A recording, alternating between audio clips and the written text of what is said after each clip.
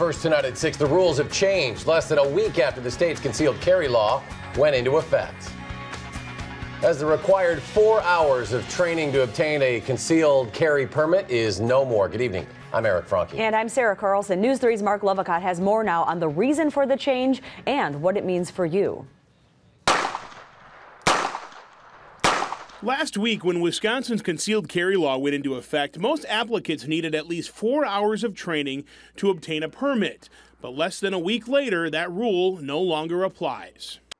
The legislature did not define what training course was. Before the Administrative Rules Committee, Attorney General J.B. Van Hollen argued he wrote the rule to enforce the law, as the legislature, he says, gave his department little direction as to what defines training, as written in the law. In the absence of that rule, there will be no objective rule for the Department of Justice to use as guidance as to who has complied with a training course. I simply believe that the Department of Justice is not allowed under the scope of the legislation to insert a specific amount of hours. Republican Representative Scott Souter argued the intent of the law was to allow each individual applicant to decide themselves how much training they needed, and requiring a certain amount of training should not be a part of that.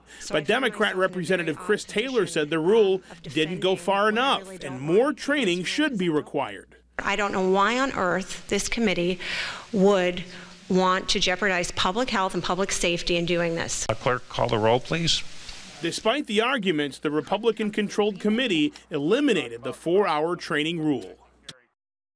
The committee also changed other DOJ rules associated with the new law, eliminating the requirement that instructors complete 8 hours of instructor training. And the committee, we understand, also made changes on the rules for applications, right? Absolutely. The applicants no longer need to provide exactly how much training they had. Also, they don't need to provide the city and the state where they completed their training, and they no longer need a signed statement by the instructor affirming that they had completed that training.